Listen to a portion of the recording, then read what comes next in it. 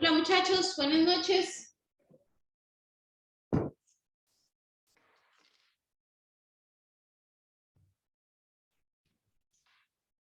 Olis.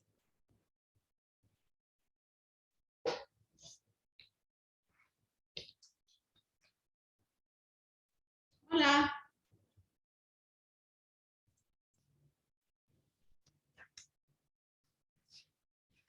Hola. Hola, profe, buenas noches. Hola Pamela. ¿Cómo estás? Bien, ¿y vos? Un poquito movida. ¿Usted o yo? No, y el temblor no lo sintió. No. Ah, bueno, vale más. ¿En serio? ¿A qué hora tembló? ¿Ahorita? Sí, hace ratito, como a las 6. Y ahorita, ¿En serio? ¿Fuerte o no? el de hace un ratito, sí, más o menos. El de ahorita no tanto. No, no, ni me di cuenta, la verdad. Qué vida. Sí, mira, aquí me acaban de poner. Ok. No, yo no me di cuenta, la verdad. ¿Y ya buscaron información? ¿De dónde fue el epicentro y todo eso? El epicentro fue en San Blas. Mm, ok. Interesante, no, no me había dado cuenta, no lo sentí, es que como ustedes saben que los jueves yo vengo corriendo, ¿verdad? Que salgo a las 5:30 entre el Ríos, llego aquí a las 6:10, me como algo, pongo a hacer un poquito de café y para estar aquí a las 6:30 sentada, entonces no, seguro entre tanta carrera ni cuenta me di.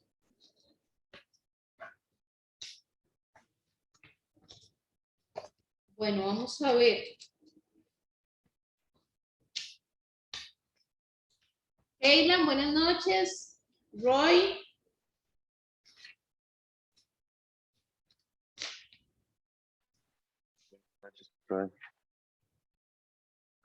Keilan, pura vida. Ah, qué dicha, me alegra. Vamos a ver. Ok, dice que teníamos que iniciar en el análisis del caso de Chile para determinar por qué precisamente es que se dan este tipo de sismicidades. Vamos a ver, y por qué razón es que Chile es tan movido.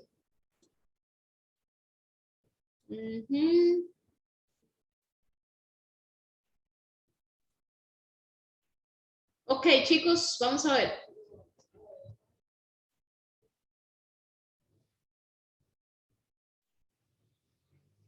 No, mentira, esto ya lo habíamos visto, habíamos trabajado todo esto. Habíamos trabajado esto y vamos a iniciar el folleto 2, ¿cierto?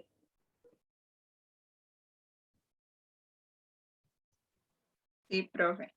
Ok. Muy bien, pero yo dije que iba a repasar esto porque la última clase lo vi así como muy rápido y esos son temas muy importantes para el examen. Entonces vamos a darle una repasadita. Me voy a volver aquí un poquitito. Hasta aquí vimos el caso de Chile, ¿verdad? Vimos la interacción que hay entre las placas con respecto al caso de Chile. Es más, voy a volverme un poquito por aquello de, como no tuvimos clase la semana pasada, para refrescar un poquito. Recuerden que vimos la adaptación del ser humano ante un espacio geográfico dinámico y recurso hídrico limitado. Hablamos del tectonismo y el vulcanismo, vimos la estructura del planeta, pero dijimos que de esta estructura del planeta que vimos para efectos de examen de estudios sociales no es importante, no nos van a preguntar cómo está formado el planeta. Me interesaba llegar hasta aquí, que era el manto, ¿verdad? Que es la capa intermedia más gruesa formada por magma y rocas fundidas a temperatura muy elevada. A partir de aquí empieza ya los temas de examen. Hablamos de que la corteza terrestre estaba formada por masas continentales y fondos oceánicos, ¿ok? Dijimos que las placas son bloques más o menos rígidos con movimientos verticales u horizontales, que producto de sus movimientos que se producen los terremotos, las fallas y los plegamientos. Vimos las placas más importantes o las mayores, que son la del Pacífico, la de América del Norte, la de América del Sur, la africana, la euroasiática, la indoaustraliana y la antártica. Luego vimos cómo los continentes no coinciden con el tamaño de las placas. ¿Por qué? Porque las placas pueden ser más grandes o más pequeñas. Eso se debe a que son tierras emergidas o tierras sumergidas. Emergidas porque han salido a la superficie y sumergidas porque más bien el agua las ha tapado. Vimos los dos tipos de placas tectónicas, las continentales y las oceánicas, ¿verdad? Que dijimos, las continentales son los continentes, ¿ok? Y las oceánicas son la corteza oceánica, o sea, los fondos de los mares. Por eso dice que son tierras emergidas, los continentes, y la corteza oceánica, tierras sumergidas. Luego vimos aquí los bordes o límites de placas tectónicas, ¿verdad? Donde hablamos de, ay Jesús, les dije que estos bordes o placas, bordes o límites de las placas tectónicas, también se le podía poner aquí movimientos, viene a ser básicamente lo mismo, ¿verdad? Para efectos de examen viene a ser lo mismo.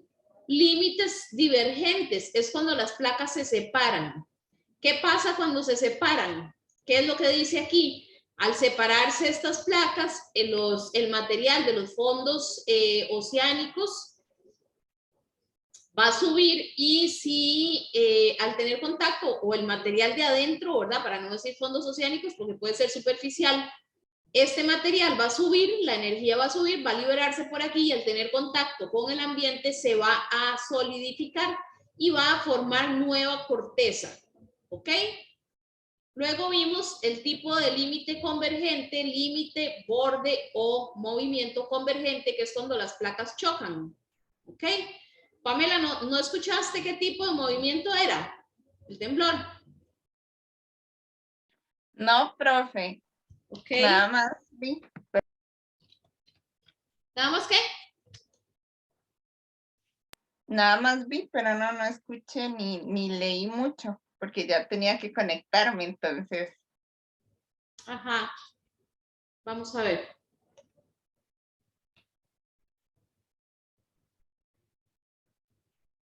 Ok.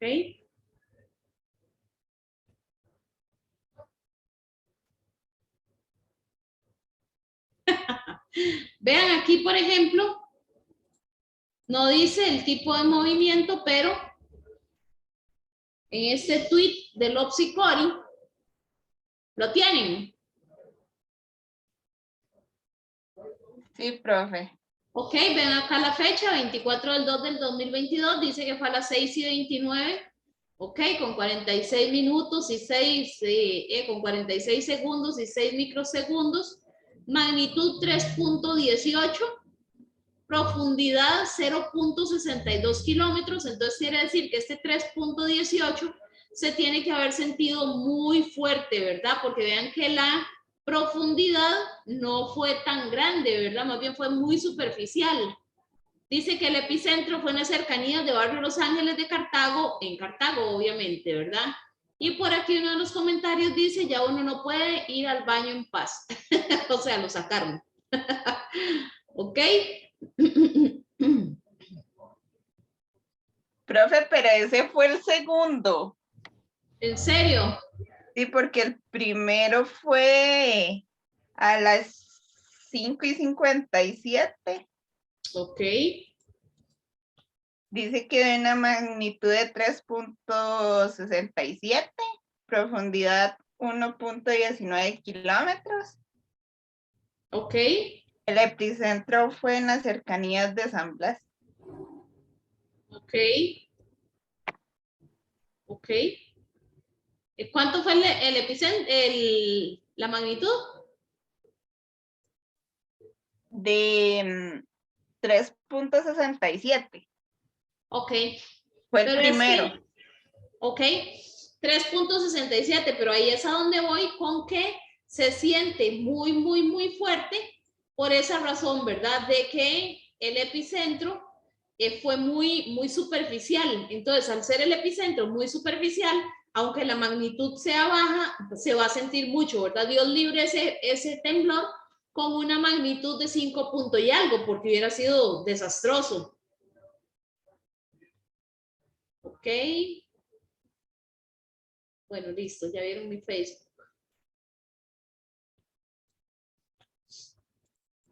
Ok, por ahí después, si nos damos cuenta de qué tipo de movimiento fue, entonces lo compartimos, o qué fue por producto de qué fue el movimiento. Ok, y el límite de falla transformante, ¿verdad? Que dijimos que era el movimiento paralelo. De acuerdo que este movimiento paralelo lo que normalmente produce son fallas, aberturas, y este movimiento, el convergente o en el que chocan, lo que produce es plegamientos, ¿verdad? ¿Ok? Vimos también las teorías, vimos la teoría de la deriva continental, hablamos de que Alfred Wegener, que era el científico, ¿verdad? Dijo que el mundo estaba de esta forma, hace millones de años, un solo continente, un solo océano. Pantalaza el único océano, Pangea el único continente. Que este se partió en dos, aquí al centro, dando origen a la Eurasia y dando origen a Gondwana. Que de Gondwana se formaron todas las partes que están hacia el sur, ¿verdad?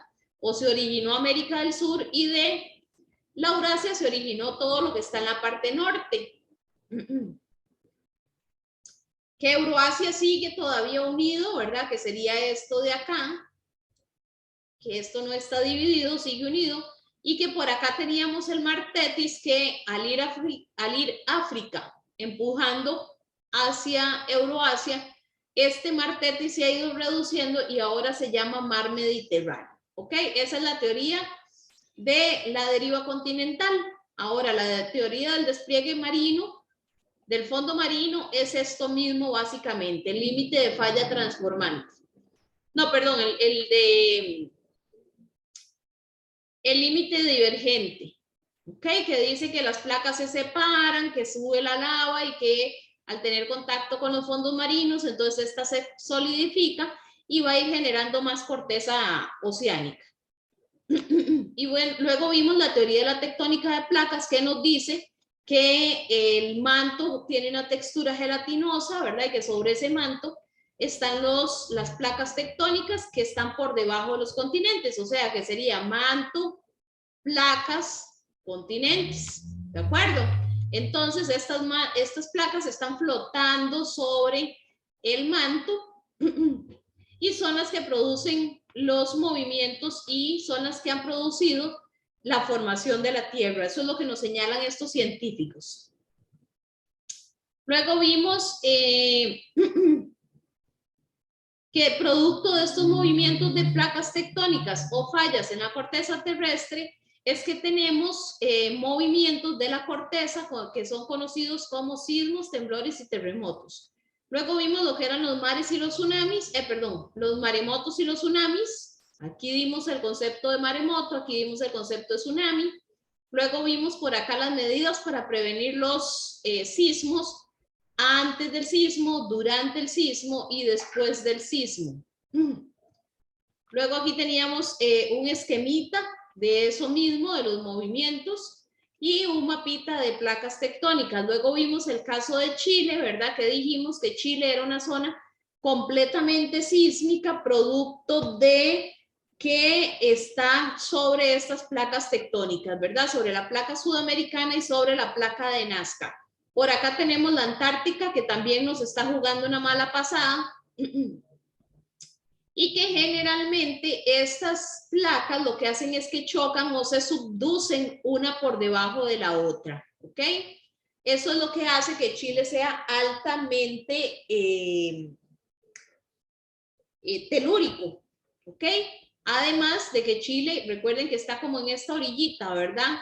Entonces está exactamente como en el punto donde se producen estos movimientos.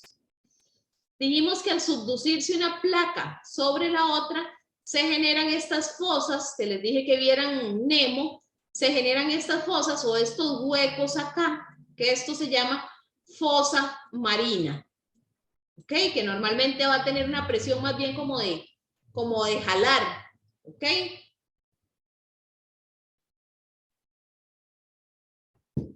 Y a su vez va a generar también lo que son las dorsales marinas, que son cordilleras volcánicas en los fondos oceánicos también, ¿de acuerdo? Luego vimos el caso de Centroamérica, que dijimos que están situados, los países centroamericanos están situados sobre las placas Norteamérica, Coco, del Caribe, Pacífico y Sudamérica. ¿Ok? Esto dijimos que no era tan importante.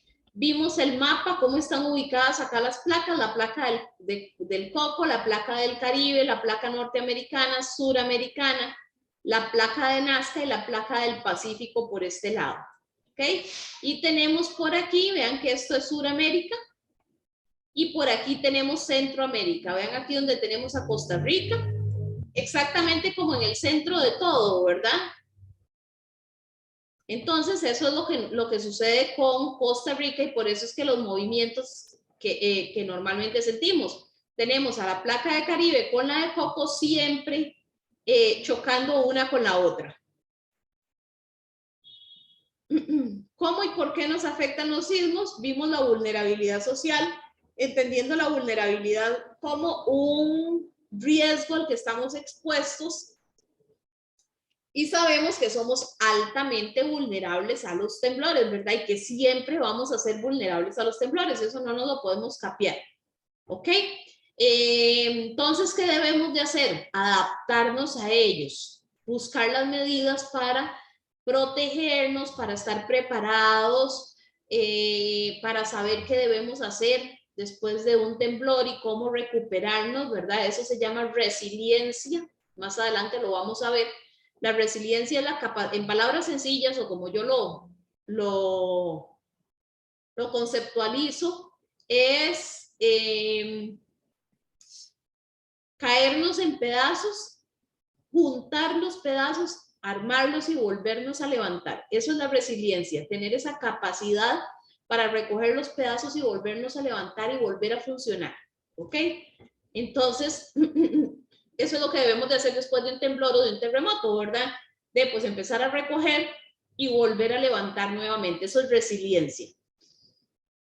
Entonces, la vulnerabilidad social, dijimos que ante amenazas naturales se entiende como el nivel específico de exposición y fragilidad que sufren los grupos humanos asentados en un lugar ante ciertos eventos peligrosos en función de un conjunto de factores socioeconómicos, institucionales, psicológicos y culturales.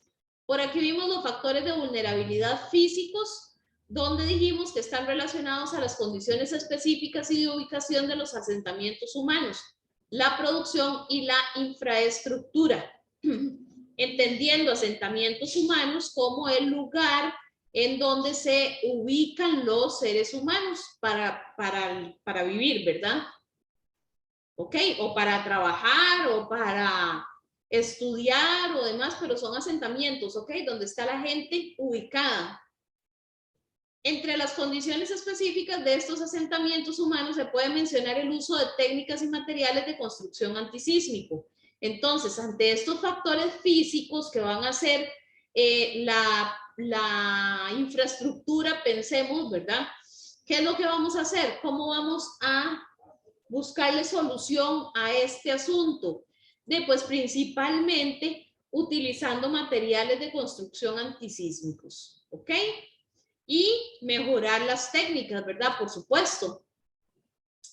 Un factor de vulnerabilidad lo constituye la ubicación de los asentamientos humanos sobre las laderas de las montañas, en las zonas costeras que sufren inundaciones o sobre fallas tectónicas. ¿Ok? Entonces, todos esos factores los tenemos presentes en Costa Rica, ¿verdad? Gente viviendo en las laderas de las montañas, gente viviendo en las zonas costeras, que por supuesto tienen que vivir gente en las zonas costeras, ¿verdad? Pero el problema es que no se respeta el límite marítimo, ¿ok? ¿Por qué? Porque creo que son 50 metros de distancia que no se puede construir. Y ahora eso está más regulado actualmente, pero la gente que ya estaba desde hace muchos años que no la pueden quitar, a menos de que les solucionen el problema, ¿verdad? Y los puedan expropiar. De lo contrario, no la pueden quitar. Y es gente que vive prácticamente en la orilla de donde el mar llega, ¿verdad? Incluso en algunos casos, gente que se le mete el agua del mar a la casa, ahí, donde revientan las olas y todo. O sea, es impresionante. Y sobre fallas tectónicas, ¿verdad? Que tal vez no las vemos. Exteriormente no las vemos, pero ahí están.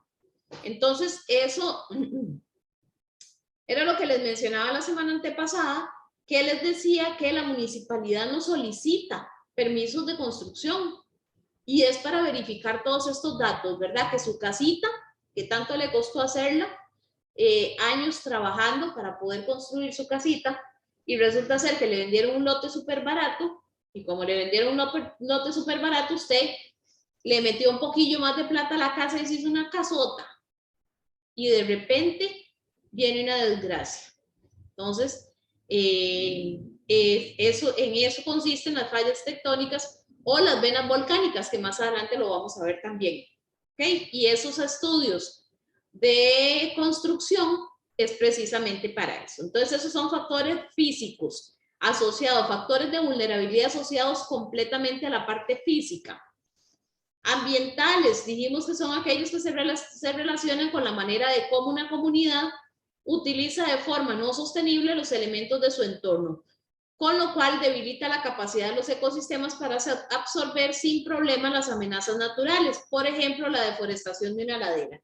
Entonces ahí hablábamos, chicos, por ejemplo, de cantidades de terreno que son deforestados. Arrancamos los árboles, aquella tierrita totalmente floja, y ahí asentamos las casas, las construcciones, y eso es un riesgo enorme, ¿verdad? Además de que la tierra, el suelo queda flojo. Si vivimos, por ejemplo, en una zona propensa a deslizamientos, imagínense el riesgo, la vulnerabilidad que se corre, ¿verdad? O vulnerabilidad social en el caso de ambientales. Pensemos en las orillas de un río, que de repente un fenómeno climático extremo y se nos inundó, ¿ok? O pensemos, como estamos hablando del tectonismo, en el ámbito climático, pensemos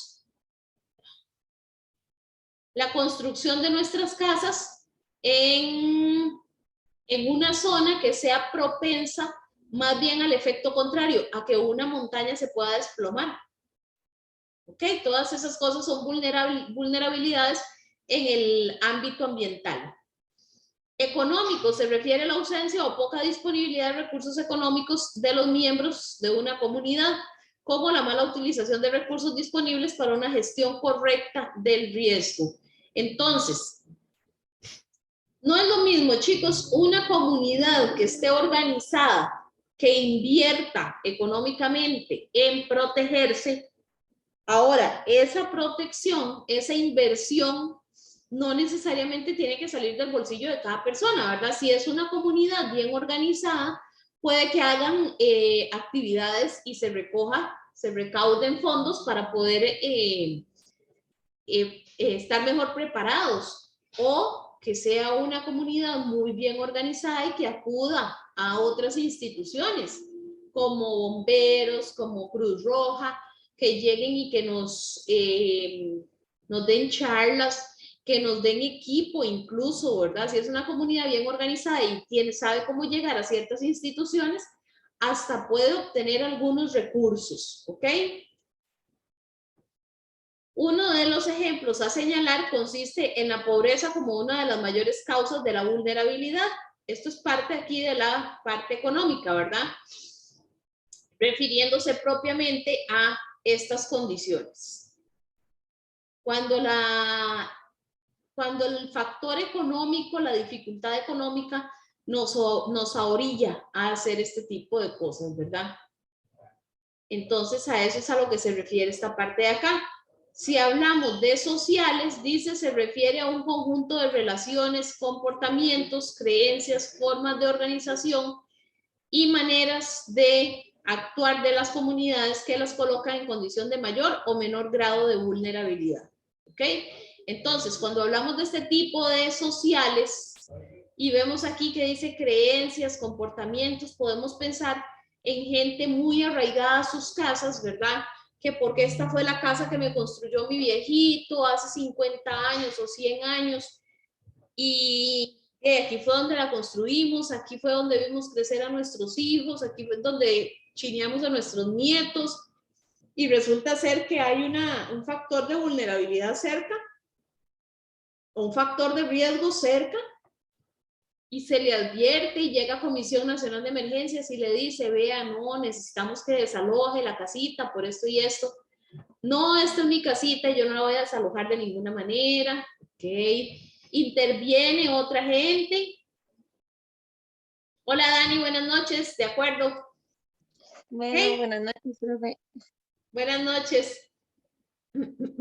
¿Ok? Intervienen otras personas, otras instituciones y le dicen, vea, no puede ser, y aún así, no, ¿verdad? Aún así, no se resisten a abandonar. O, por ejemplo, una familia de muy escasos recursos que logró levantar un ranchito como este, que va a querer dejarlo. Prefieren correrse el riesgo, ¿verdad? Entonces, esos son factores sociales. Esta fue la parte que dije que más le iba a retomar. Dice, entre estos encontramos, y esto es parte de estos factores de vulnerabilidad sociales. Dice, tenemos los políticos. Poca capacidad de los sectores para tomar decisiones o poder influir en las instituciones del Estado para buscar mejorar sus condiciones socioeconómicas. Entonces, chicos, perdón. Entonces, dice que en el caso de los factores políticos, se toma como premisa las instituciones del Estado, ¿verdad? Que deberían, en buena teoría, intervenir para mejorar las condiciones socioeconómicas de la población.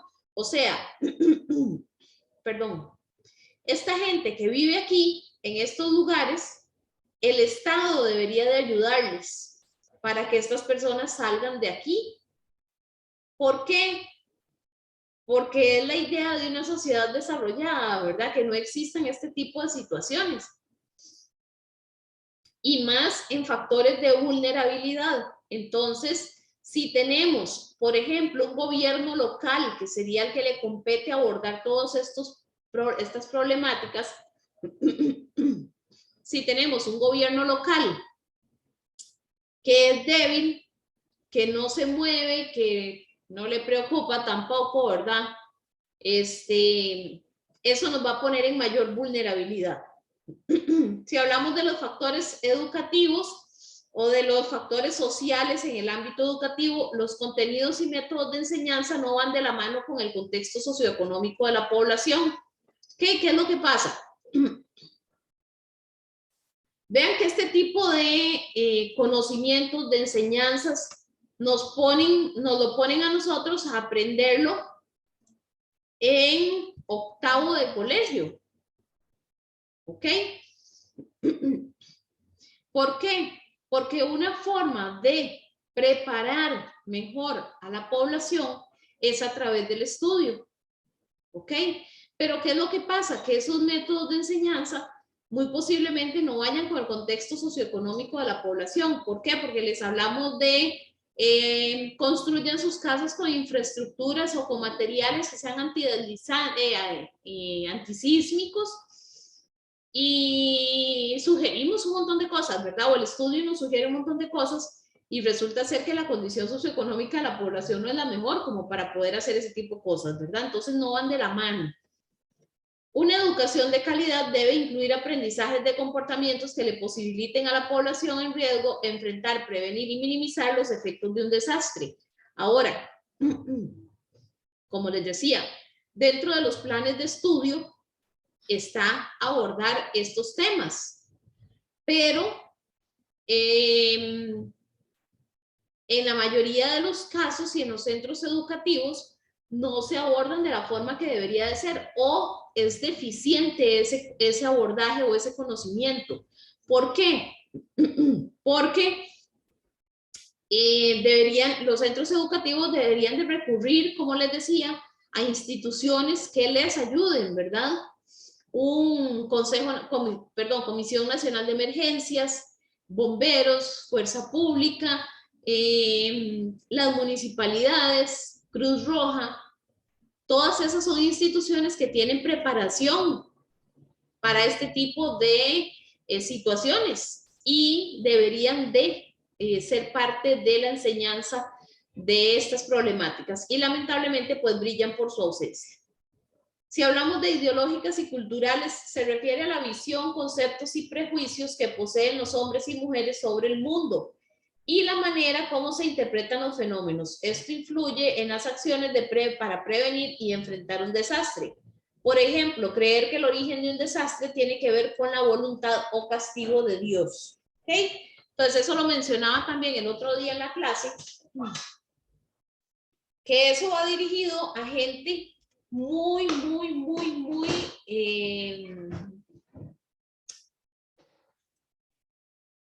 ¿cómo es que se llama? Bueno, en las palabras sencillas o en las palabras coloquiales, gente muy ceñida, ¿verdad? Gente muy cerrada en su forma de pensar, gente muy cerrada en su forma de ver las cosas. Entonces, más o menos el tema que veíamos anteriormente o que mencionábamos, mi casa jamás yo no la voy a dejar. Aquí me voy a morir porque esta fue la casa que Dios nos dio. Y aquí quería Él que yo estuviera. Por eso nos dio esta casa. Y no me voy a ir, aquí me muero en mi casa. O la gente que dice, esto es un castigo de Dios, el que vivamos aquí encima de estas placas tectónicas que siempre nos generan movimientos, es un castigo de Dios. O seguro es que la humanidad se ha portado tan mal que Dios nos está castigando con estos temblores. ¿Ok? Entonces, todo ese tipo de pensamientos. De hecho, hay una película, creo que se llama El Pico Dante. Creo que si lo quieren anotar ahí, si alguno quiere verlo, es interesante, muy bonita. Creo que es El Pico Dante, como se llama. Dani, ¿te veías bonita? ¿Por qué se escondió? Ay, qué vergüenza. ¿Por qué? ¿Por qué se escondió? Se veía bonita. Ay, no. El Pico de Dante. No, en serio, se veía súper bonita, nada que ver. Gracias.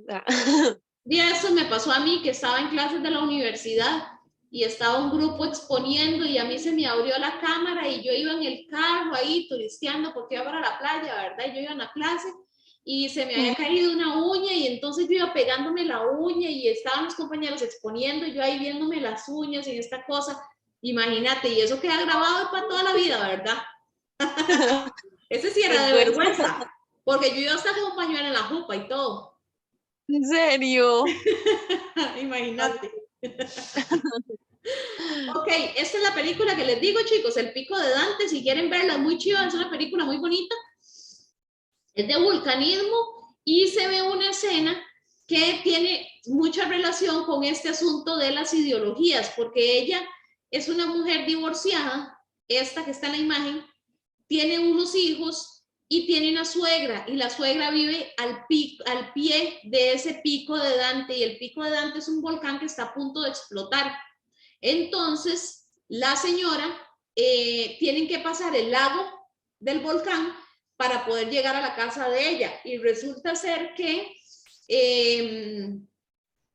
el volcán está haciendo erupción y la señora dice que ella no se va a ir de su casa, que ahí ella se casó y que tuvo sus hijos y todo, y que ella no se va a ir. Entonces, al final, prácticamente la obligan a salir de la casa y no, ya no les voy a decir, bueno, van cruzando el lago en un bote, pero el agua hasta que burbujea, ¿verdad? Del calor, de la lava y de todo, y ya no les voy a decir más para que la vean, porque si no está haciendo spam. Se llama así, El Pico de Dante. Y ese es un factor de este tipo, un factor de tipo ideológico que nos pone en vulnerabilidad. Tenemos los organizativos. En la medida en que las comunidades se encuentran organizadas y con una visión clara de su situación de vulnerabilidad, así será su respuesta ante un desastre. Por ejemplo, una comunidad que cuente con un plan de gestión de riesgo en marcha está menos expuesta al impacto de un desastre. Entonces, esto también es muy relacionado con lo que les decía anteriormente. Una comunidad que se ha organizado, que tiene una asociación de desarrollo, que tiene un comité comunal, que ha solicitado la visita de ciertas instituciones, que tal vez se saben que la zona es un poco vulnerable, que pasa una vena volcánica o que tenemos una falla tectónica y que eso los ponen en más riesgo, ¿verdad? Entonces va a estar va a estar más protegida una comunidad que está organizada que una comunidad que está desorganizada, por supuesto, ¿verdad? Que cuente con un plan de gestión de riesgo. ¿Qué es un plan de gestión de riesgo? La gestión es algo que hacemos, ¿verdad? ¿Ok? Una gestión es algo que vamos a realizar para prevenir que el riesgo, ¿verdad? Eso es una gestión de riesgo, ¿de acuerdo? Ante un impacto de un desastre. Y las instituciones, dice, se requiere que las instituciones estatales cuenten con las estrategias claras y eficaces de gestión del riesgo a fin de responder debidamente a cualquier emergencia. Una comunidad que trabaje en forma organizada de la mano con las instituciones estatales podrá minimizar el impacto de un evento como un terremoto, ¿ok? Entonces, igual, una gestión de riesgo de forma integral en donde estén involucradas las instituciones, la comunidad, la organización de la comunidad. Eso va a prevenir esa situación, ¿verdad? Pero si no hay organización, si no hay una integración de todas las partes involucradas, muy posiblemente vamos a ser muy vulnerables, ¿de acuerdo? Con eso terminamos el folleto número 1, lo terminamos desde la clase antepasada, y lo que estaba haciendo era retomando esto que me parece es demasiado importante. ¿Por qué razón? Porque en el examen nos sale así. Un factor de vulnerabilidad ideológico corresponde a, y nos ponen varios ejemplos, entonces tenemos que determinar y leer muy bien, chicos, leer muy bien lo que nos están preguntando. Recuerden que siempre les he dicho, leer muy bien si nos están hablando de político, de económico, de social, de organización, de educación, de qué nos están hablando, siempre, siempre fijarse muy bien en eso.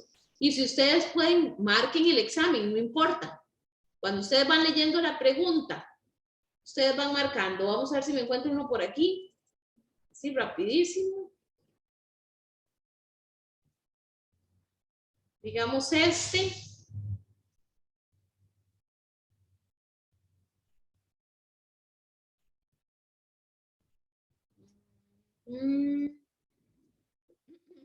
Ven, así, esto que está acá. Ustedes tienen este examen y aquí dice, primero, casi siempre les voy a recomendar que lean primero esto. Casi siempre, ¿verdad? Dice, la noticia anterior hace referencia a una violenta erupción. Entonces aquí marcamos, dice, la noticia anterior hace referencia a ¿qué? A una violenta erupción volcánica en Guatemala, debido a que ese país, entonces nos vamos y leemos aquí, al menos 33 personas murieron en Guatemala tras la violenta erupción del volcán de fuego en el mes de julio del 2018. Ríos de lava y lodo hirviendo sepultaron el caserío de rodeo de Escuintla, en el sur del país, y en las primeras horas se contabilizaron además 20 personas heridas, unas 3.100 evacuadas y un total de 1.700.000 de ciudadanos afectados por la explosión.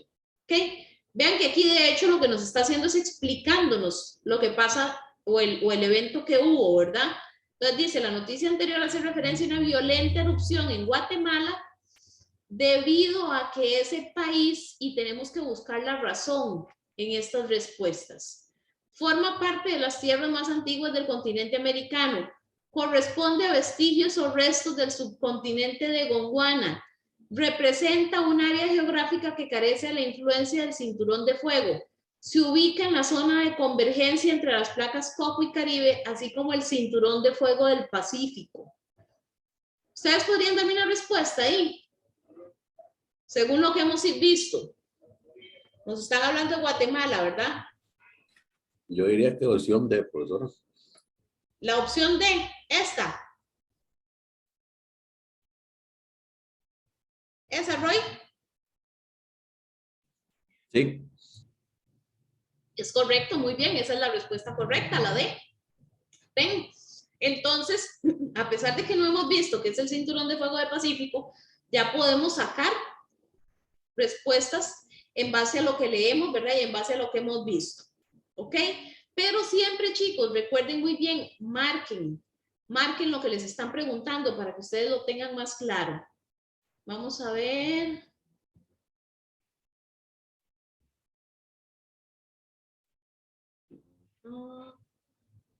Vamos a ver por aquí más atrás.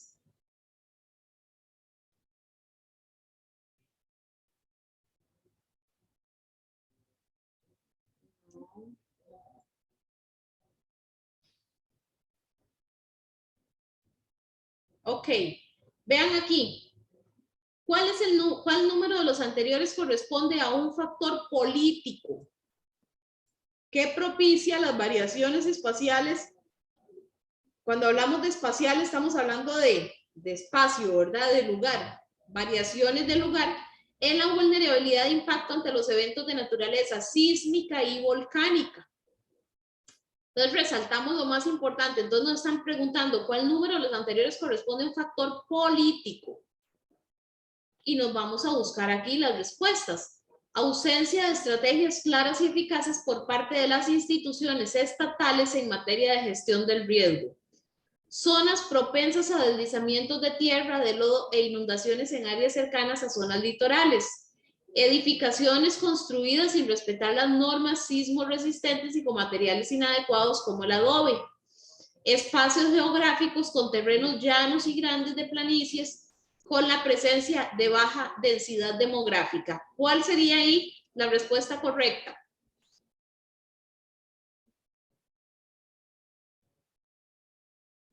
Nos están hablando de un factor político.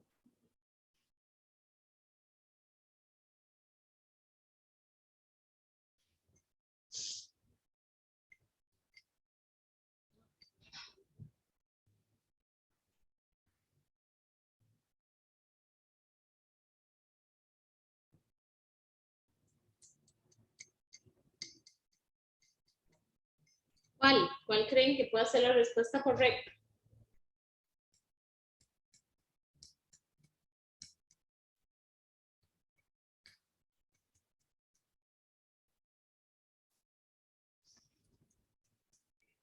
Profesora, la A. La A, No. correcto. Correcto, la ausencia de estrategias claras y eficaces por parte de quién? De las instituciones del Estado, ¿verdad? Eso es un factor político. De las instituciones estatales, aquí lo dice, de las instituciones estatales. ¿Ok? Y ustedes me pueden decir, profe, pero ¿por qué esta no? Si dice respetar las normas. Ajá, pero dice... Perdón, de hecho yo estaba entre la 1 y la 3, no estaba segura. Ok, genial. Entonces, ve que, por eso lo aclaré, porque yo sé que estas se enredan. Pero ve que dice, edificaciones construidas sin respetar las normas sismo resistentes y con materiales inadecuados como el adobe. Estos serían características físicas, ¿verdad? De vulnerabilidad física, como este que vimos aquí. Para ver. Físicos están relacionados a las condiciones específicas y de ubicación de los asentamientos humanos, la producción y la infraestructura. Si hablamos de infraestructura, estamos hablando de las construcciones y aquí nos está hablando de las normas sismo resistentes y con materiales inadecuados como el adobe, o sea, edificaciones construidas. Nos están hablando de infraestructura, entonces este sería más bien de carácter físico. ¿Ok? Este nos están hablando de carácter, ¿qué puede ser? Ambiental. Vamos a buscar acá. Puede ser físico también, ¿verdad? Según las zonas donde construyamos. Podría ser económico. Es que depende del enfoque que le están dando a la pregunta, ¿verdad? Como no nos están preguntando esto exactamente, entonces podríamos interpretarlo de cualquier forma, pero si nos hablan de factor político y nos hablan de instituciones estatales, esta es la respuesta correcta. ¿Ok? Muy bien. Vean, aquí tenemos otra. Bueno, ahorita seguimos con esta. Voy a continuar. Entonces, chicos, así sería cómo se distribuyen estos factores de vulnerabilidad con respecto al vulcanismo. Ahora, vamos a ver algunos eventos sísmicos importantes que han pasado en el mundo y de una vez les aclaro, no les van a preguntar ¿en qué año fue el temblor en México o el terremoto en México? No.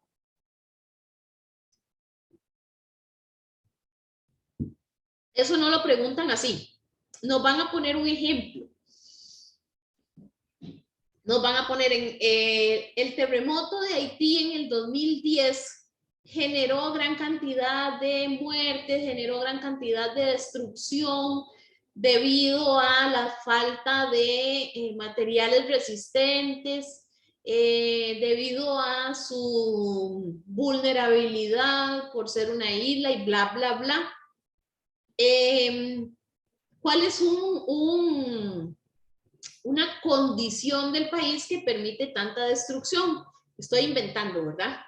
¿Qué sabemos de Haití? Que Haití es el país más pobre de América. ¿Ok? Entonces, muy posiblemente entre las respuestas va a venir el alto índice de pobreza, que no les permite crear construcciones seguras, digamos. ¿Ok? Así es como lo van a preguntar. Entonces, vamos a ver todos estos sismos, no nos van a preguntar la magnitud ni nada por el estilo, sino que todo esto lo vamos a ver con la intención de tener una mayor capacidad de análisis para responder estas preguntas, ¿de acuerdo? Entonces dice, vean que tenemos acá una línea de tiempo, como se dieron estos eventos.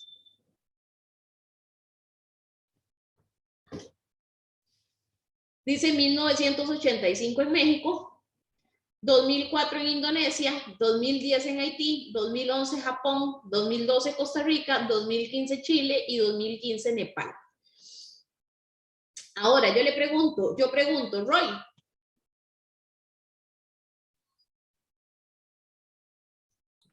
Sí. ¿Usted cree que los efectos de un terremoto ocurrido en 1985 puedan ser los mismos de un terremoto ocurrido en el 2015, independientemente del lugar? Las consecuencias, digamos.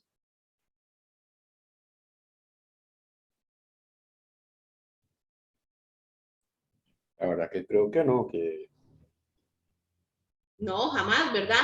¿Por qué? Porque en 1985 podemos hablar de que la tecnología no estaba tan avanzada, ¿verdad? Como puede estar en el 2015, de que los materiales de construcción tal vez no eran tan resistentes como pueden ser ahora, de que la población tal vez por falta de redes sociales, por falta de medios de comunicación, estaba menos informada de lo que puede estar ahora, ¿verdad? Entonces,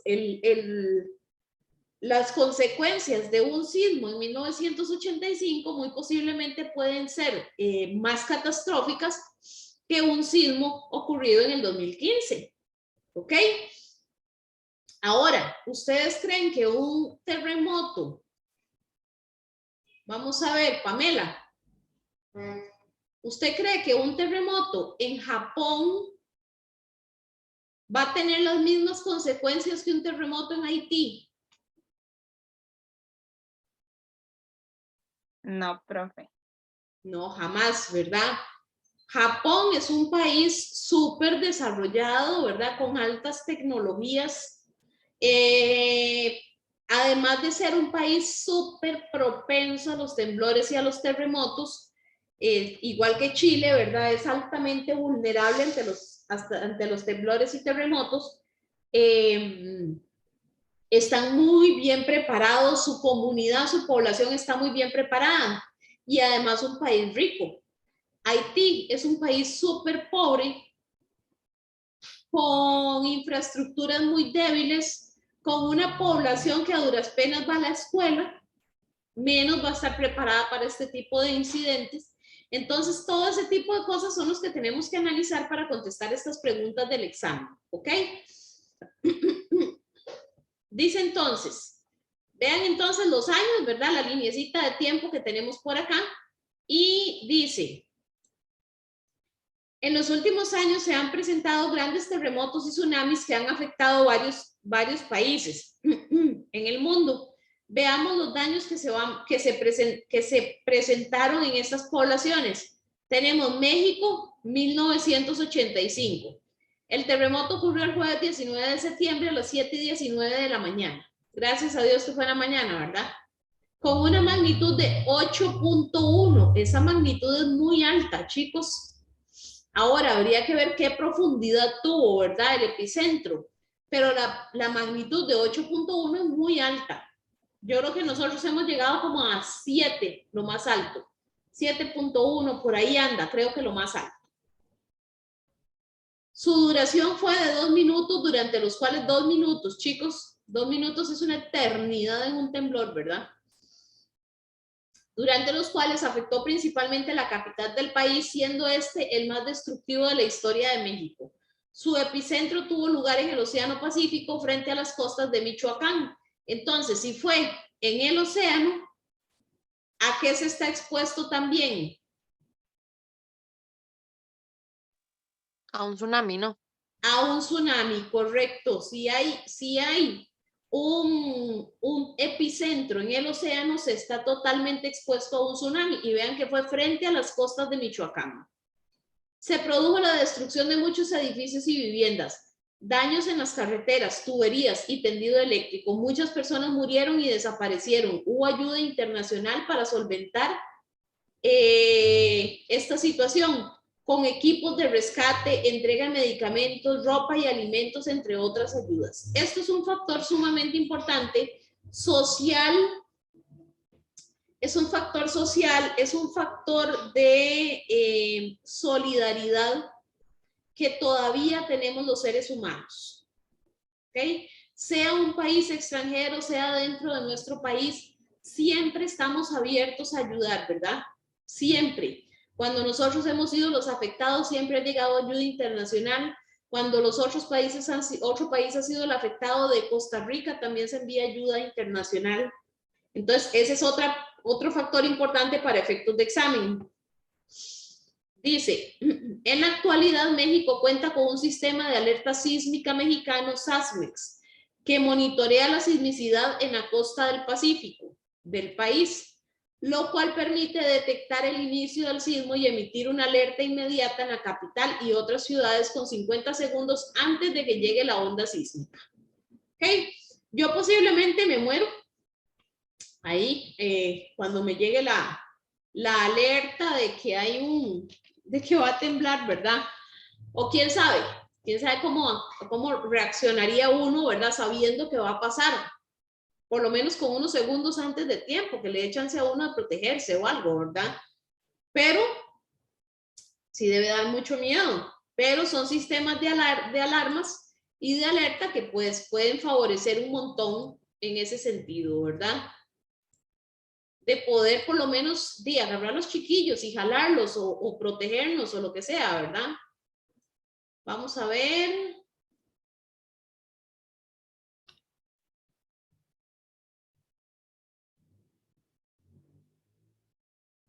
Vean acá donde tenemos Michoacán, que es la pura costa, ¿verdad? Y aquí lo que tenemos, por supuesto, es el Pacífico. Entonces dice que este epicentro fue por acá, en el Pacífico, ¿verdad? Al frente de las costas de Michoacán. Quiere decir entonces que todas estos lugares de por acá estuvieron en riesgo de tsunami. ¿Ok? Ok. Eso con respecto al de México. Déjenme abrir una cosita más acá, a ver si lo encuentro así rapidísimo, porque tenía unas imágenes por aquí muy bonitas.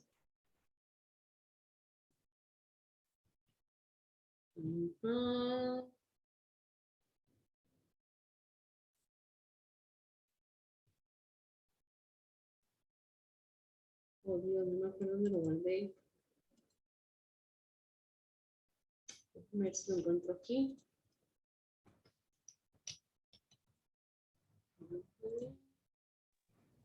Profe, ¿usted sintió el temblor de hace un rato? ¿Cómo? ¿Usted sintió el temblor de hace un rato? No, Aquí donde yo vivo sí fue fuerte. sí, eso me estaba contando Pamela. ¿Dónde vives vos, Dani? En Cachí. En Cachí. Sí. Ah, ok. Sí, sí, sí, eso me estaban diciendo que fue bastante fuerte. Yo es que como andaba en tanta carrera, ¿verdad? Como siempre, entonces no me di cuenta. Pero sí, me dijeron que era bastante, que había sido bastante fuerte. Sí. Qué miedillo. No, yo no les tengo miedo, pero sí, digamos, pues como todo, ¿verdad? Sí. Vamos a ver, vean estas imágenes que tenemos por acá, dice la actividad sísmica y la vulnerabilidad de la población. Vean cómo quedan estas casas aquí guindando. Ahí tenía una presentación de PowerPoint, ¿verdad? Sí, profe.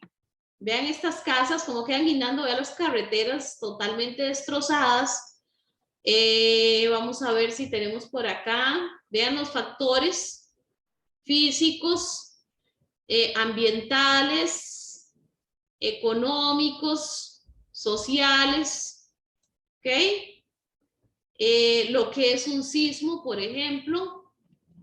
Ejemplos de aquí está, terremoto de México, costa de estado de Michoacán, 1985, con magnitud de 8.1 en la escala de Richter.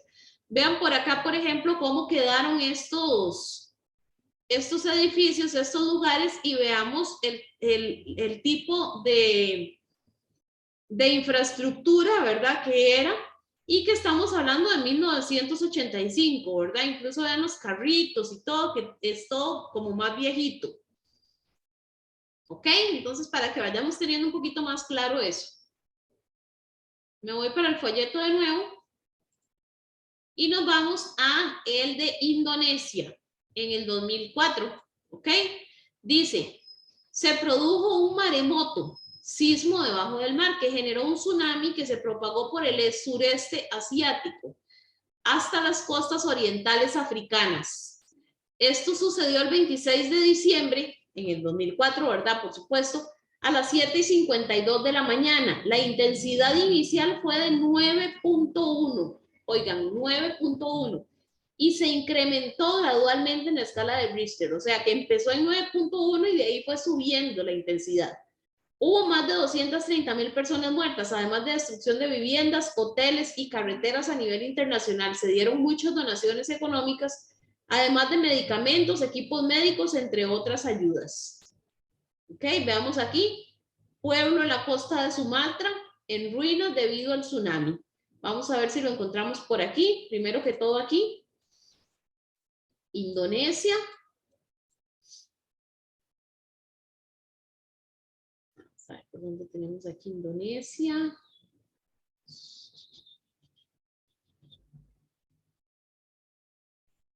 Acá, vean acá donde está Indonesia. Esto de acá es Indonesia.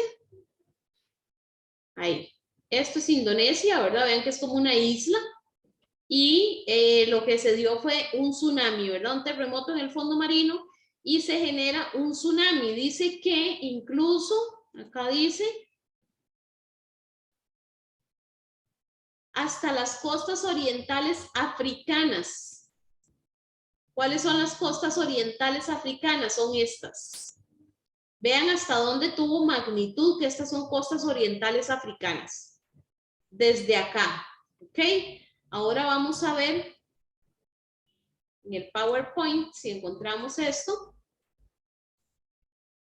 Este es el de Chile, Haití, Nepal, los terremotos en Costa Rica, tsunamis.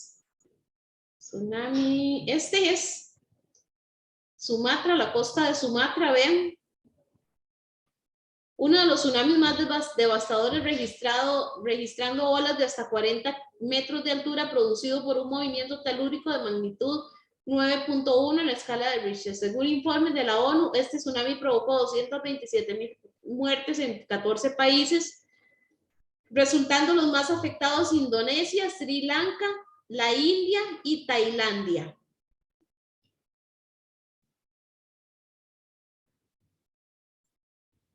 Indonesia, la India, Tailandia,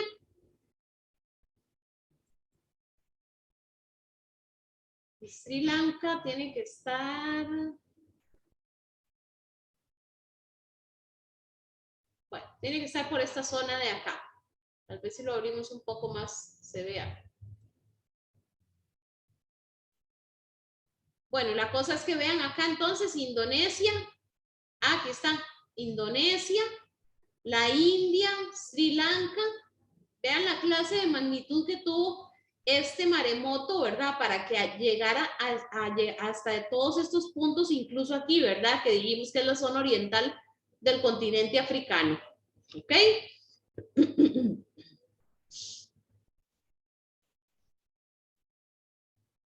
Vamos a ver una cosa. Hay una película también con respecto a este tsunami. Lo que pasa es que ese sí no retengo el nombre.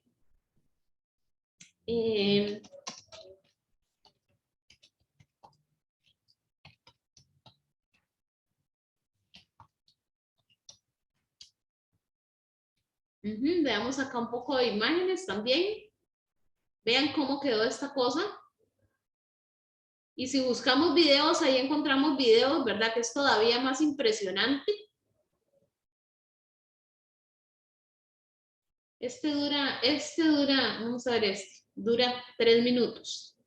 Digo, como 1 minuto y resto. Sin los anuncios, ¿verdad?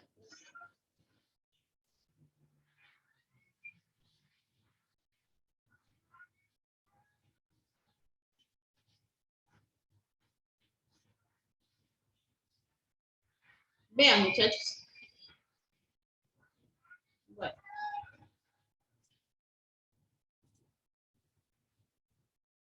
Le tengo la información internacional más importante de las últimas horas. Fíjense que hoy martes se dio a conocer un nuevo video sobre el tsunami que azotó la semana pasada la ciudad costera de Palu, allá en el archipiélago indonesio. Las imágenes fueron grabadas por Sigit Lepa, un usuario de las redes sociales. Estas imágenes las captó desde un balcón donde él y muchas otras personas habían buscado refugio después del terremoto de 7.5 grados que hace más de una semana sacudió. Vean, chicos, ¿lo están viendo? La Huesi. Y los amigos se dirigían al festival anual Palu Nomoni en la playa de Talise cuando se produjo el terremoto.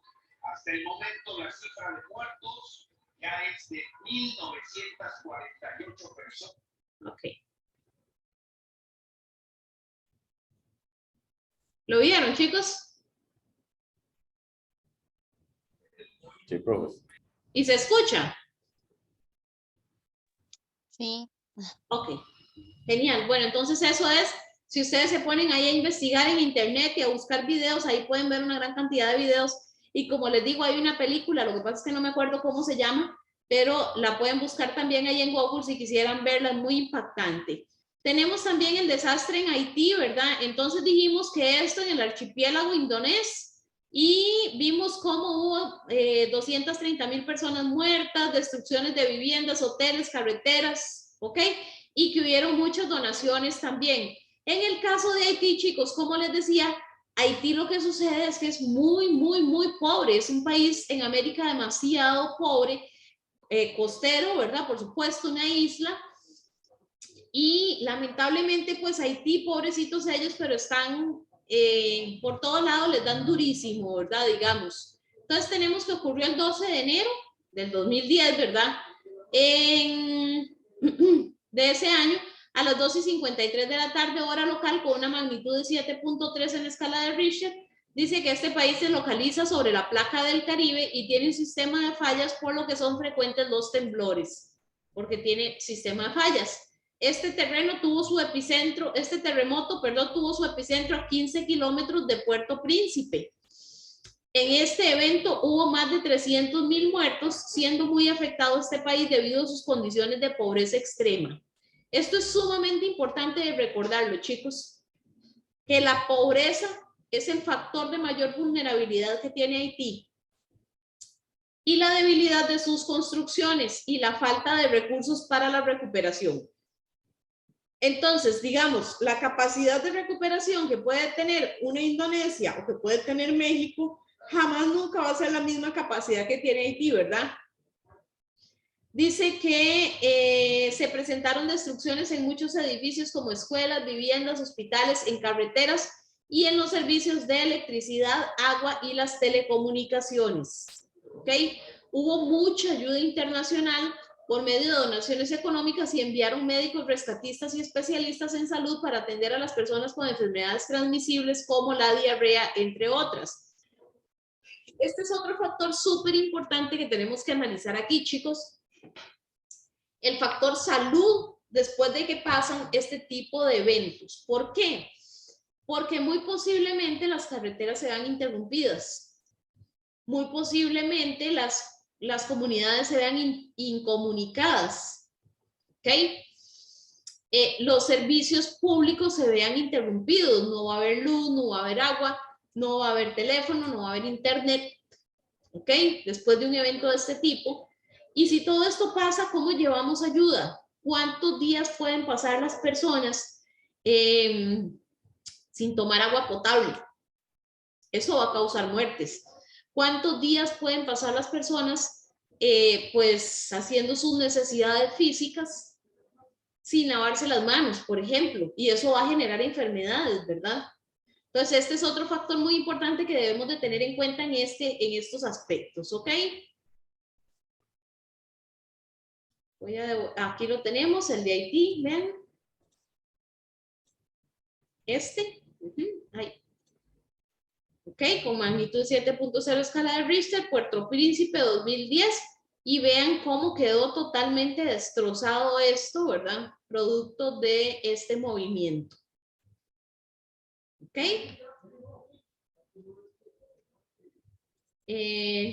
Vamos a ver.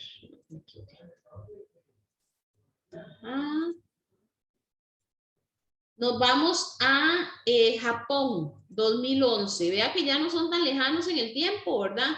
Dice, ocurrió el 11 de marzo del 2011 a las 2:46 hora local, un sismo de magnitud de 9 grados en la escala de Richter que desencadenó un tsunami con olas de hasta 10 metros de altura. Chicos, imagínense 10 metros de altura. Y que afectó a la planta nuclear de Fukushima. Esto también es súper riesgoso, ¿verdad? Una planta nuclear que son tan peligrosas. Esto es considerado uno de los 4 terremotos más fuertes de Japón. Se produjo la destrucción de muchos edificios y propiedades a causa de los incendios, daños en carreteras, puentes, líneas férreas, servicios como electricidad, agua potable y tuberías de gas. Hubo más de 15,000 muertos y varios desaparecidos.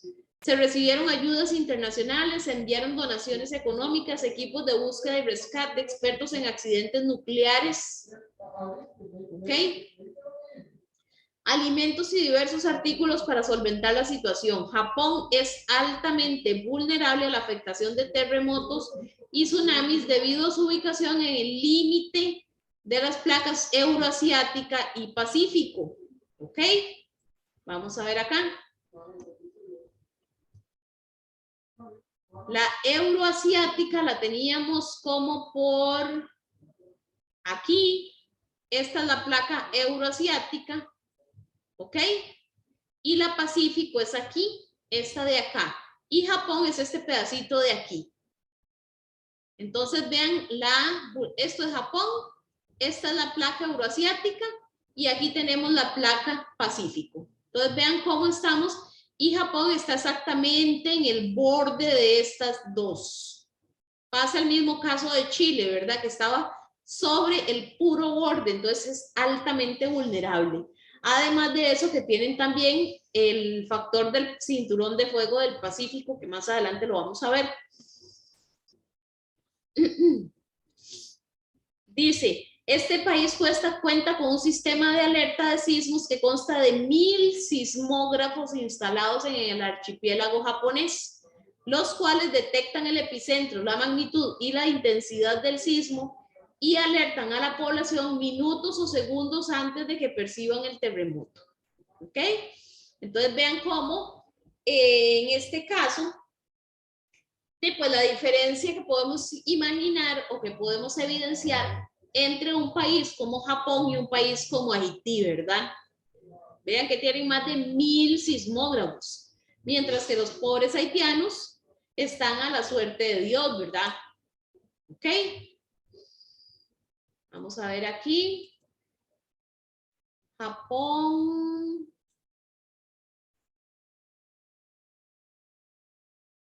A ver si por aquí lo tengo, creo que no.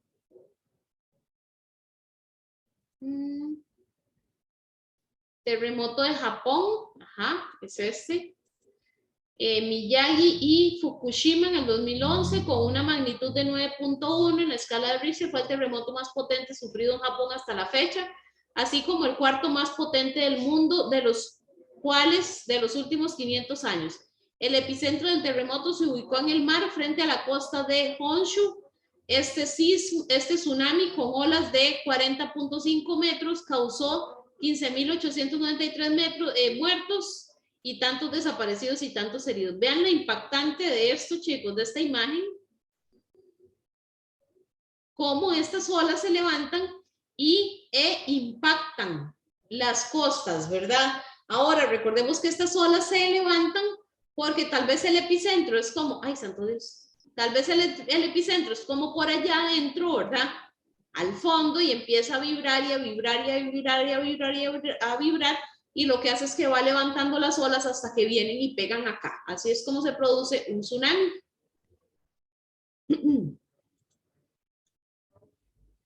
¿Ok? Ahora.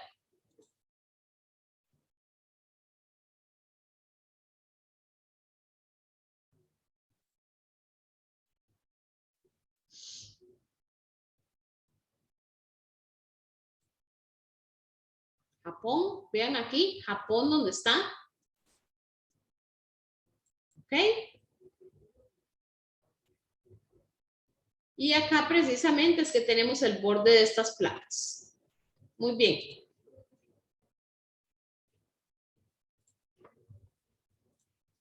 Tenemos el caso de Costa Rica en el 2012. Dice el 5 de septiembre del 2012 a las 8:42 de la mañana se presentó un sismo de 7.6 en escala de Richter. Su epicentro fue en Nicoya, a 10 kilómetros al sur de Samara, en el Océano Pacífico. Vean que todos estos sismos tienen como factor en común que se dan en el Pacífico, ¿verdad? En su gran mayoría se han dado en el Pacífico, por la razón de que está el cinturón de fuego.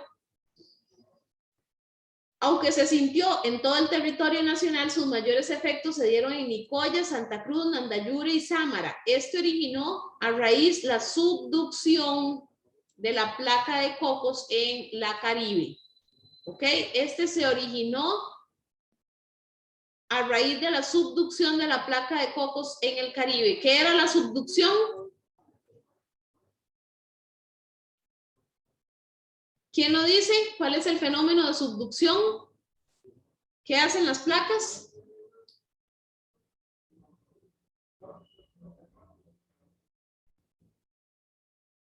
Es el mismo del movimiento convergente, recuerden, convergen o se subducen.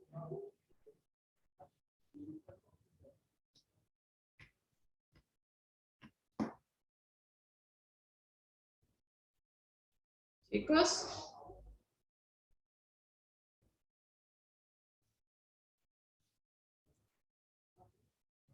Hola, ¿están ahí? Aquí estamos, aquí estamos. Ok, ok. ¿No se acuerdan? Entonces, recuerden que subducción es cuando una se mete por debajo de la otra. Chocan o se mete una por debajo de la otra. Esa es la subducción, ¿ok? ¿Qué hace esta subducción? Va a generar plegamientos y este plegamiento va a generar a su vez más corteza terrestre. ¿Ok? Entonces eso es lo que pasa acá. Es una subducción de la placa Cocos en el Caribe. Se reportaron muy pocas pérdidas humanas, pero sí grandes pérdidas materiales, entre ellas el Hospital Víctor Manuel Zanabria de Punta Arenas, también daños en viviendas, carreteras y tendido eléctrico. no se requirió de asistencia internacional. ¿Ok? Entonces lo tenemos acá, está la península de Nicoya. Y dice que el epicentro fue acá precisamente, en Nicoya. A 10 kilómetros de la playa de Sámara. ¿Ok? Ahora vamos a ver el caso de Chile, que cuenta con la misma problemática que les decía hace un rato, el cinturón de fuego del Pacífico. El cinturón de fuego del Pacífico, chicos, para que ustedes me comprendan mejor, es una cadena montañosa, montañosa volcánica que atraviesa todo el casco pacífico. ¿Ok? Entonces, vamos a ver.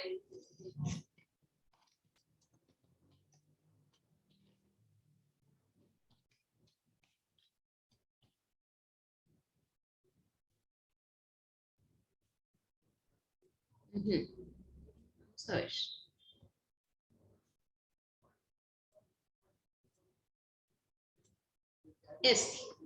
Vean que por aquí lo tenemos al revés de como nosotros siempre lo vemos. ¿Por qué? Porque lo que queremos ver es el Pacífico. Vean aquí donde tenemos América del Sur, aquí tenemos América del Norte, y como nosotros siempre lo vemos, aquí seguiría África, y por aquí Europa, y por aquí arriba Asia, ¿verdad? Eso sería como que nosotros agarremos y hagamos un cilindro a esto para que podamos ver esto redondo. Entonces, por aquí tenemos la costa de Asia y Australia, y por aquí tenemos la costa pacífica de América.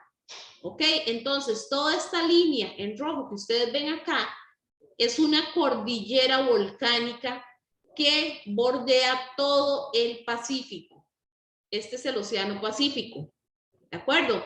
Entonces, esto es toda una cordillera volcánica con volcanes en erupción, por supuesto, activos, y que van a formar este cinturón.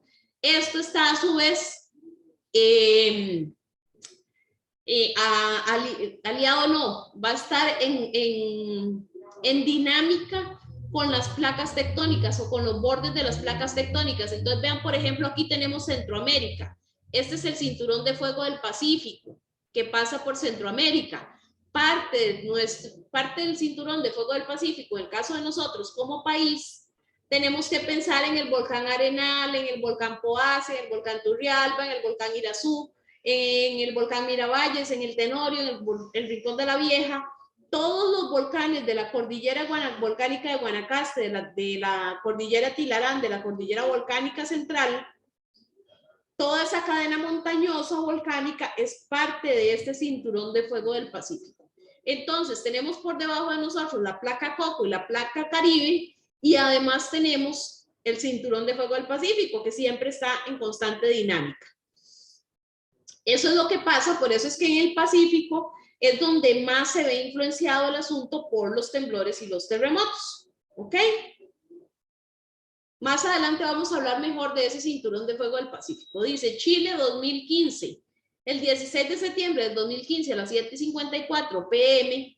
hora local se registró un terremoto con una intensidad de 8.4 en la escala de Richter, lo cual generó alerta de tsunami que trascendió a varios países de la costa del Pacífico en América del Sur y de América del Sur. Okay, vean otra vez la costa del Pacífico y de América del Sur, ¿verdad? Por aquí, abajo. ¿Ok? Y este es el Pacífico. Dice, se registraron algunas pérdidas humanas, destrucción de edificios, servicios como agua potable y electricidad. Hubo asistencia internacional con donaciones económicas, alimentos, medicinas y equipos de rescate. Este es uno de los países más sísmicos del planeta. Se localiza sobre el borde convergente de las placas Nazca y Suramérica. El borde convergente, ¿verdad? Esto de que ya yo les digo a ustedes convergente, ustedes inmediatamente tienen que imaginárselo, ¿verdad? Una placa convergiendo con la otra, o sea, pegando con la otra o subduciéndose, ¿de acuerdo? Entonces ya sabemos que Chile tiene ese mismo problema. Recuerden que Chile está por aquí. Tenemos las dos placas aquí, además de otras que también ayudan, y el cinturón de fuego del Pacífico. Nepal 2015, 25 de abril del 2015, fue percibido a las 11:57 de la mañana, hora local. Un terremoto con intensidad 7.8, ¿ok? En escala de Richter, Nepal es en Oriente, ¿verdad? En Asia. Este afectó la meseta del Tíbet, hubo grandes pérdidas materiales, entre ellas derrumbe de edificios, destrucción de monumentos históricos, daños en los sistemas de comunicaciones y en la red eléctrica, y la pérdida humana trascendió a más de 9.000. Dentro de la asistencia internacional se dieron 4.000 millones para la reconstrucción y se enviaron medicinas, alimentos, equipos médicos, maquinaria de rescate y helicópteros. ¿Ok? Entonces, esto es importantísimo y siempre bueno, cuando he visto Nepal en los exámenes mencionan siempre los monumentos históricos, ¿verdad? Que sufrieron muchos daños en este terremoto de Nepal. Vamos a ver aquí. Ya casi vamos a terminar.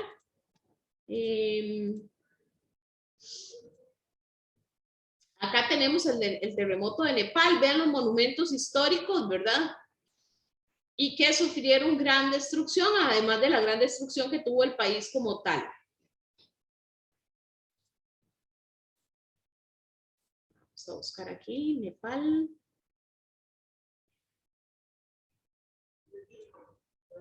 Aquí está Nepal, ven. Ok. Y nos vamos otra vez acá. Y el terremoto de Nepal dice... bueno, esta es la imagen, vean cómo quedaron las carreteras de este terremoto de Nepal, y aquí esto es como una pequeña reflexión, dice, vivir en una zona sísmica activa es una situación que comparten muchos países ubicados a lo largo del cinturón de fuego del Pacífico, como Japón, México, Perú y Chile. Hay periodos de sismicidad más altas que otros. Un terremoto de gran magnitud ocurrió el 5 de septiembre del 2012 en Guanacaste, magnitud 7.6. Otros terremotos importantes en Costa Rica, en los cuales se experimentó una alta sismicidad, fueron Golfito en 1983 de magnitud 7.4, Cóbano en 1990 de magnitud 7 y Limón en 1991 de magnitud 7.7. Este de Limón fue uno de los más fuertes. ¿Ok? Y por acá, vamos a ver, tengo por aquí una diapositiva. Esta, Limón 1991.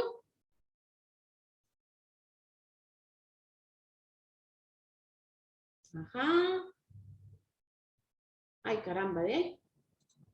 Bueno, Limón 1991, vean cómo quedó esto. Tomar en cuenta que, vean la destrucción de los puentes, vean cómo el mar que se metió, que la gente dice, ¿verdad? O se fue más bien. Y la costa quedó más expuesta. ¿Por qué? Porque al haber una subducción aquí, ¿qué es lo que sucede? Que el territorio más bien se levanta, ¿verdad? Al haber plegamientos, el territorio se levanta. No es que el mar se va, es que el territorio se levanta, queda más desprotegido del mar. ¿Ok? Tenemos el de Cinchona en el 2009, de magnitud 6.2. Veamos cómo quedó Cinchona. Vean acá, esta parte de acá. Y veamos las carreteras, ¿verdad? Totalmente incomunicados durante un montón de tiempo. Y veamos la península de Nicoya aquí en el 2012. Vean la carretera, la abertura en la carretera, vean las infraestructuras. Aparte de que tenemos que pensar que en las zonas costeras, las infraestructuras también son más débiles y más antiguas, ¿verdad? Más viejitas. Dani, ¿vas a mencionar algo?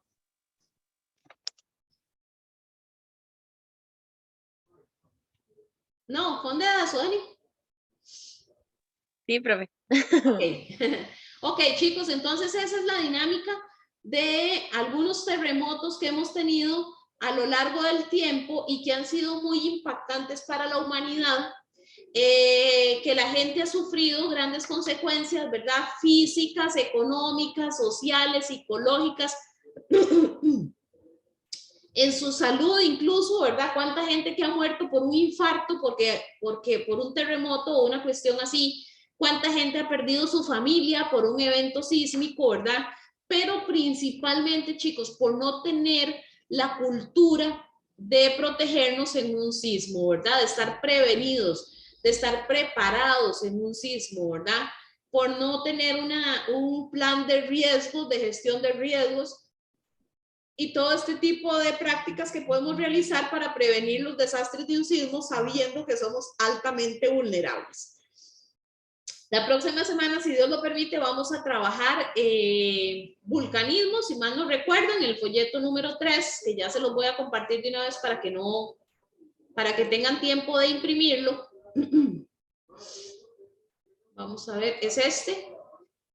Ajá, la próxima semana vamos a ir viendo, vamos a ir entrelazando lo que es el vulcanismo con el tectonismo, cómo las placas tectónicas tienen que ver con las cadenas montañosas volcánicas, ¿ok? Vamos a ir entrelazando todo eso y nos vamos a ir ya enrumbando un poquito a lo que es el vulcanismo, ¿de acuerdo? ¿Tienen alguna duda? ¿Alguna pregunta hasta aquí?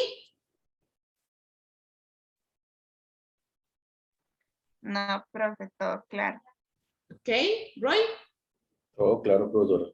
Excelente, muy bien. Nos vemos la próxima semana entonces, chicos, si Dios lo permite. Buenas noches. Chao, profe. Chao. Gracias. Ok, con gusto. Chao. Chao.